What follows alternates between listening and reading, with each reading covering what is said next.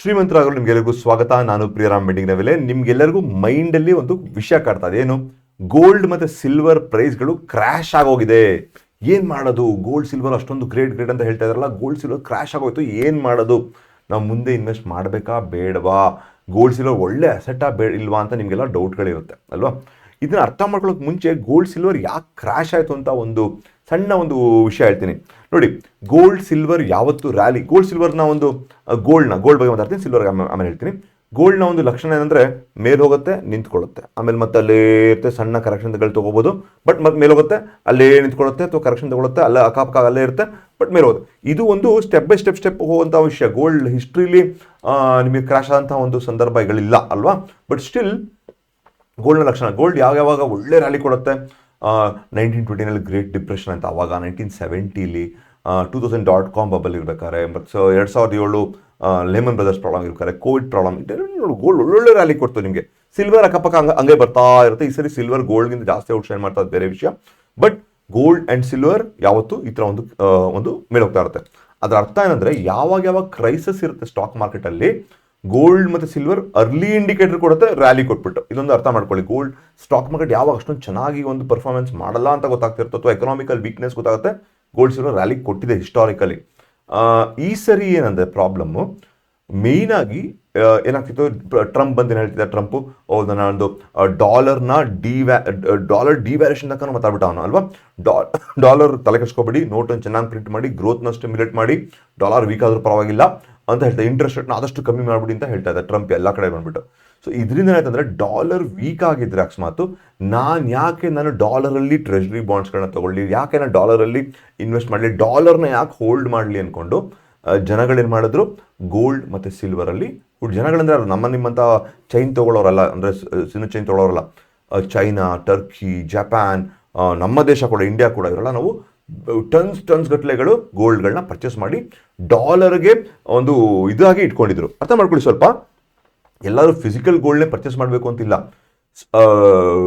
Gold futures ಕೂಡ by ಮಾಡಿ ಇಟ್ಕೋಬೋದು. ದೊಡ್ಡ ದೊಡ್ಡ ಕಂಟ್ರೀಸ್ ಮಾತ್ರ, ದೊಡ್ಡ ದೊಡ್ಡ ಫಂಡ್ ಹೌಸ್ಗಳು, ದೊಡ್ಡ ದೊಡ್ಡ ಒಂದು ಇನ್ಸ್ಟಿಟ್ಯೂಟ್ಗಳು ಕೂಡ ಗೋಲ್ಡ್ ಫ್ಯೂಚರ್ಸ್ಗಳನ್ನ, ಸಿಲ್ವರ್ ಫ್ಯೂಚರ್ಗಳನ್ನ ಕೂಡ ಬೈ ಮಾಡಿ ಇಟ್ಟುಕೊಳ್ಳಬಹುದು. ಇದು gold as good as holding gold only, ಅಥವಾ ಗೋಲ್ಡ್ ಒಂದು ಬ್ಯಾಕಿಂಗ್ ಇರುತ್ತೆ. So as good as holding gold ಅಂತ ಅರ್ಥ ಅದು.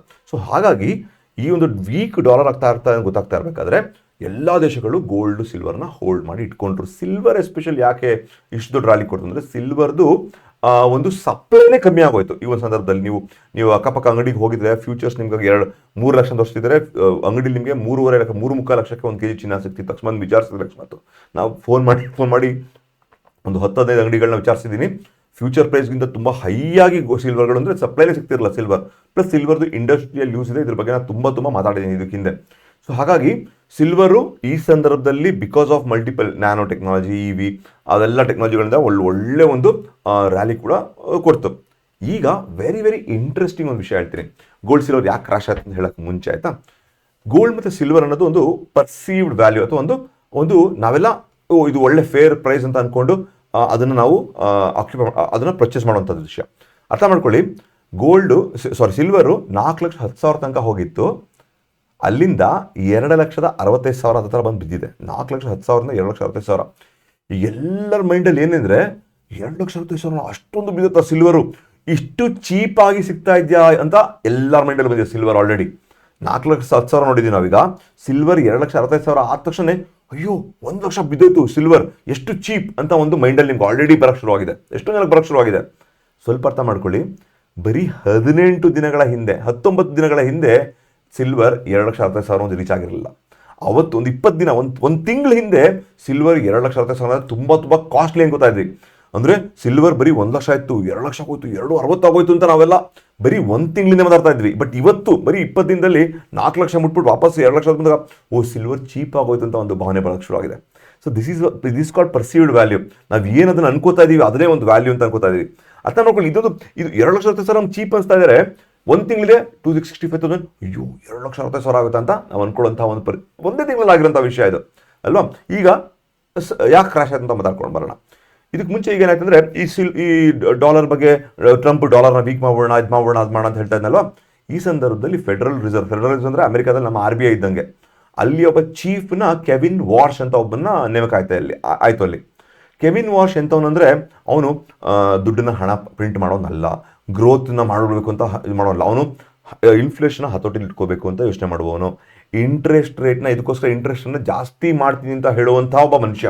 ಅವನ ವ್ಯಕ್ತಿತ್ವನ ಹಿಸ್ಟಾರಿಕಲಿ ಅವ್ನು ನೋಡಿಕೊಂಡ್ರೆ ಅವ್ನು ಮೋರ್ ಕನ್ಸರ್ವೇಟಿವ್, ಮೋರ್ ಅವನು ಇನ್ಫ್ಲೇಷನ್ ಕಂಟ್ರೋಲ್ ಮಾಡುವಂಥ ಗ್ರೋತ್ಗಿಂತ ಇನ್ಫ್ಲೇಷನ್ ಕಂಟ್ರೋಲ್ ಮಾಡಬೇಕು ಅಂತ ಅನ್ನೋ ವಿಷಯ. ಸೊ ಹಾಗಾಗಿ ಈ ಥರ ಸಂದರ್ಭ ಬೇಕಾದ್ರೆ ಡಾಲರ್ ವೀಕ್ ಆಗಲ್ಲ ಅಂತ ಜನಕ್ಕೆಲ್ಲ ಒಂದು ಭಾವನೆ ಬಂತು. ಡಾಲರ್ ವೀಕ್ ಆಗ್ತಾನೆ, ಗೋಲ್ಡ್ ಬೇಕು ನಮಗೆ. ಸೊ ಡಾಲರೇ ವೀಕ್ ಆಗಲ್ಲ, ಪ್ಲಸ್ ಟ್ರೆಜರಿ ಬಾಂಡ್ಗಳ ಒಂದು ಇಂಟ್ರೆಸ್ಟ್ ರೇಟ್ನ ಜಾಸ್ತಿ ಮಾಡ್ತಾರೆ ಅಥವಾ ಸ್ಟೇಬಲ್ ಆಗಿರುತ್ತೆ ಗೊತ್ತಾದ ತಕ್ಷಣ ಗೋಲ್ಡ್ ಯಾಕೆ ಬೇಕು, ನನಗೆ ಟ್ರೆಜರಿ ಬಾಂಡ್ ಇರುವಂಥ ಕಾನ್ಫಿಡೆನ್ಸ್ ಡಾಲರ್ ಮೇಲೆ ಟ್ರೆಜರಿ ಬಾಂಡ್ಗಳೇ ಬರಬಹುದು ಜನ, ಇದು ಬಂದಮೇಲೆ ಕೆವಿನ್ ವಾಶ್ ಬಂದಮೇಲೆ ಬರುತ್ತೆ ಅಂತ ಗೊತ್ತಾಗೋ ಜನಕ್ಕೆ. ಅವಾಗೇನು ಮಾಡಿದ್ರು, ಈ ಯಾರ್ಯಾರು ಫ್ಯೂಚರ್ಸ್ನ ಬೈ ಮಾಡಿ ಇಟ್ಕೊಂಡ್ರು ಕೆಲವು ಟಾಪ್ನವರು ಅವ್ರುಗಳು ಸೆಲ್ ಮಾಡೋಕ್ಕೆ ಶುರು ಮಾಡಿದ್ರು. ಅರ್ಥ ಮಾಡ್ಕೊಳ್ಳಿ, ಎಷ್ಟೊಂದು ಜನ ಫ್ಯೂಚರ್ಸ್ ಇರುತ್ತೆ, ಗೋಲ್ಡ್ ಫ್ಯೂಚರ್ಸ್, ಸಿಲ್ವರ್ ಫ್ಯೂಚರ್ಸ್ ಇರುತ್ತೆ. ಅವರೆಲ್ಲ ಮಾರಕ್ಕೆ ಶುರು ಮಾಡಿದ್ಮೇಲೆ ಒಂದು ಕ್ಯಾಸ್ಕೇಡಿಂಗ್ ಎಫೆಕ್ಟ್ ಅಂತ ಹೇಳ್ತಾರೆ. ಕ್ಯಾಸ್ಕೇಡಿಂಗ್ ಎಫೆಕ್ಟ್ ಅಂದರೆ ಅವರ ಒಂದು ಸ್ಟಾಪ್ ಲಾಸ್ ಗಿಲ್ಟಾಗಿರುತ್ತೆ. ಸ್ಟಾಪ್ ಲಾಸ್ ಇಟ್ಟ ತಕ್ಷಣ ಇನ್ನೂ ಫಾಸ್ಟಾಗಿ ಬೀಳುತ್ತೆ, ಸ್ಟಾಪ್ ಲಾಸ್ ಇಟ್ಟರೆ ಇನ್ನೂ ಫಾಸ್ಟಾಗಿ ಬೀಳುತ್ತೆ. ತಮ್ಮ ಒಂದು ಕೆಲವರು ಇದ್ರಲ್ಲಿ ತೊಗೊಂಡಿರ್ತಾರೆ, ಸಾಲದಲ್ಲಿ ಫ್ಯೂಚರ್ಸ್ ತೊಗೊಂಡಿರ್ತಾರೆ, ಅದೆಲ್ಲನೂ ಬೆಳಗೋಯ್ತು. ಪ್ಲಸ್ ಓವರಾಲ್ ಗೋಲ್ಡಲ್ಲಿ ಕೆಲವರು ಒಂದು ಮ್ಯಾಕ್ಸಿಮಮ್ ಪ್ಯಾನಿಕ್ ಸೆಲ್ಲಿಂಗ್ ಅಥವಾ ಪ್ರಾಫಿಟ್ ಬುಕ್ಕಿಂಗ್ ಕೂಡ ಮಾಡ್ಕೊಂಡಿದ್ದಾರೆ ಗೋಲ್ಡ್ ಸಿಲ್ವರಲ್ಲಿ. ಹಾಗಾಗಿ ಗೋಲ್ಡ್ ಆ್ಯಂಡ್ ಸಿಲ್ವರ್ 4,10,000ರಿಂದ ನಿಮಗೆ 2,65,000 ತನಕ silver, because of profit booking, because of ಒಂದು stop loss hitting, because of the ಒಂದು ಶಾರ್ಟ್ ಕವರಿಂಗೋಸ್ಕರ ಅವರುಗಳು ಇದೊಂದು ಸಿಲ್ವರ್ ಇಷ್ಟೊಂದು ದೊಡ್ಡ ಕೊಟ್ಟಿದೆ. ಅರ್ಥ ಮಾಡ್ಕೊಳ್ಳಿ. ಈಗ ಹೇಳಿ ನನಗೆ, ಸಿಲ್ವರ್ 2,65,000ದಲ್ಲಿ ಚೀಪಾ ಕಾಸ್ಟ್ಲಿನಾ? How can you say? ಹೆಂಗೆ ಹೇಳ್ತೀರಾ ಅದನ್ನು? ಚೀಪಾ ಕಾಸ್ಟ್ಲಿ ಅಂತ ಹೇಳಕ್ಕೆ ಸಾಧ್ಯನಾ? ಈಗ ಒಂದು ತಿಂಗಳಿಂದ ಕಾಸ್ಟ್ಲಿ, ಇವತ್ತು ಅದು ಚೀಪ್ ಅಲ್ವಾ? ಸೊ ಹಾಗಾಗಿ ನನಗೆ ಗೋಲ್ಡ್ ಸಿಲ್ವರ್ ನನಗೆ ಇದು ಇನ್ವೆಸ್ಟ್ ಮಾಡ್ಬೋದಾ ಬೇಡವಾ ಅನ್ನೋಕ್ಕೆ ನಾನು ಫಸ್ಟ್ ಆಫ್ ಆಲ್ ಫಂಡಮೆಂಟಲ್ ಹೋಗಬೇಕು. ನಾನು ಯಾವತ್ತೂ ಹೇಳ್ತಾ ಇರ್ತೀನಿ, gold and silver or not investments. ಅದು ಇನ್ವೆಸ್ಟ್ಮೆಂಟ್ ಅಲ್ಲ, ಅದು ಒಂದು ಹೆಡ್ಜಿಂಗ್ ಟೂಲ್. ಹೆಡ್ಜಿಂಗ್ ಟೂಲ್ ಅಂದ್ರೆ ನನ್ನ ಆಪತ್ಕಾಲದಲ್ಲಿ ನನಗೆ ಕೈ ಕೊಡದೆ ನನಗೆ ದುಡ್ಡು ಕೊಡುವಂಥದ್ದು, ಲಿಕ್ವಿಡಿಟಿ ಇರುವಂಥ ಒಂದು ವಿಷಯ. ಇದು gold and silver hedging tool. Investment ಅಂದ್ರೇನು? ನಾನು ದುಡ್ಡು ಹಾಕಿದ್ರೆ ಅದು ನನಗೆ ರೆಗ್ಯುಲರ್ ಇನ್ಕಮ್ ಕೊಡ್ತಾ ಇರಬೇಕು. ಅದು ಇದು ಬರೀ ಒಂದು ವ್ಯಾಲ್ಯೂ ಜಾಸ್ತಿ ಆದರೆ ಅದೊಂದು ಕ್ಯಾಪಿಟಲ್ ಗೇನ್ ಅಷ್ಟೇ. ಅದು ಕ್ಯಾಪಿಟಲ್ ಗೇನ್ ಆಗ್ಬೋದು, ಬಟ್ ಅದರ್ವೈಸ್ ಒಂದು ಇನ್ವೆಸ್ಟ್ಮೆಂಟ್ ರೀತಿಲಿ ನೋಡಬಾರ್ದು, ಅದನ್ನು ಹೆಡ್ಜಿಂಗ್ ಟೂಲ್ ಇಟ್ಕೋಬೇಕು. ಸೊ ಗೋಲ್ಡ್ ಆ್ಯಂಡ್ ಸಿಲ್ವರ್ ನನ್ನ ಪ್ರಕಾರ ನಾನೇನು ಮಾಡ್ತೀನಿ ಅಂದರೆ, ನಾನು ಗೋಲ್ಡ್ ಆ್ಯಂಡ್ ಸಿಲ್ವರಲ್ಲಿ ಹೂಡಿಕೆ ಮಾಡ್ತಾ ಹೋಗ್ತೀನಿ. ಎಲ್ಲಿ ತನಕ ಮಾಡ್ತಾ ಹೋಗ್ತೀನಿ, ನನ್ನ ಕಷ್ಟ ಕಾಲಕ್ಕೆ ಬೇಕಾದಾಗ ಆ ಗೋಲ್ಡ್ ಆ್ಯಂಡ್ ಸಿಲ್ವರ್ನ ನಾನು ಮಾರ್ಕೊಳ್ಬೇಕಾದ್ರೆ ನಾನು ಮಾಡ್ಬೋದು. ಅಥವಾ ಸ್ಟಾಕ್ ಮಾರ್ಕೆಟ್ ನಿಜವಾಗ್ಲೂ ಕ್ರ್ಯಾಶ್ ಆಗೋಗಿ ಅಥವಾ ಬೇರೆ ಯಾವುದೋ ಇನ್ಸ್ಟ್ರೂಮೆಂಟ್ ನಂಗೆ ಸಿಗದೆ ಇರಬೇಕಾದ್ರೆ ಗೋಲ್ಡ್ ಆ್ಯಂಡ್ ಸಿಲ್ವರ್ ವ್ಯಾಲ್ಯೂ ಮೇಲೆ ಹೋಗುತ್ತೆ. ಆಪತ್ಕಾಲದಲ್ಲಿ ನನಗೆ ಕಾಪಾಡುವಂತಹ ವಿಷಯ ಗೋಲ್ಡ್ ಆ್ಯಂಡ್ ಸಿಲ್ವರ್. ಅದಕ್ಕೆ 20% ಇಟ್ಕೊಳ್ಳಿ. 20% ಇಟ್ಕೊಳ್ಳಿ. ನಾನು ಇಟ್ಕೊಟ್ರೆ ಒಳ್ಳೇದು ಅಂತ ಮೊದಲನೇ ಯಾಕೆ ಹೇಳ್ತಾ ಇದ್ದರೆ ಇದೇ ಒಂದು ಕಾರಣಕ್ಕೆ. ಆಪತ್ಕಾಲದಲ್ಲಿ ಕಾಪಾಡುವಂಥ ವಿಷಯ ಗೋಲ್ಡ್ ಆ್ಯಂಡ್ ಸಿಲ್ವರ್ನ ನೀವು ಆ್ಯಸ್ ಅ ಟ್ರೇಡಿಂಗ್ ಮಾಡಿದ್ರೆ ನೀವು ಚಾರ್ಟ್ ನೋಡಬೇಕು. ಚಾರ್ಟ್ ನೋಡಿಕೊಂಡು ಟೆಕ್ನಿಕಲ್ ಯೂಸ್ ಮಾಡಿಕೊಂಡು ಟ್ರೇಡಿಂಗ್ ಮಾಡಬೇಕು. ಬಟ್ ಆಸ್ ಅನ್ ಇನ್ವೆಸ್ಟರ್ ಈ 4 ಲಕ್ಷ ಹೊಡೆಯುತ್ತಾ 2.5 ಲಕ್ಷ ಹೊಡೆಯುತ್ತಾ ಅನ್ನೋದು ಯೋಚನೆ ಮಾಡೋದು ನಾನು ಇದೆಲ್ಲ.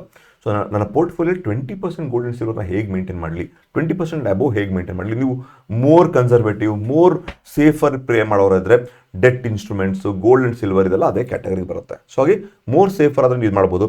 ನೀವು ತುಂಬ ಅಗ್ರೆಸಿವ್ ಇನ್ವೆಸ್ಟರ್, ಅಗ್ರೆಸಿವ್ ಪರ್ಸನ್ ಆದ್ರೂ ನನ್ನ ಪ್ರಕಾರ ಅಟ್ಲೀಸ್ಟ್ 20% ಮಿನಿಮಮ್ ನಮ್ಮ ಒಂದು ಪ್ರೊಫೈಲ್ ಇದ್ದರೆ ಒಳ್ಳೆಯದು. ಅದು ಹೆಡ್ಜಿಂಗ್ ಟೂಲ್ ಥರ ಗೋಲ್ಡ್ ಆ್ಯಂಡ್ ಸಿಲ್ವರ್ ನೋಡಬೇಕು.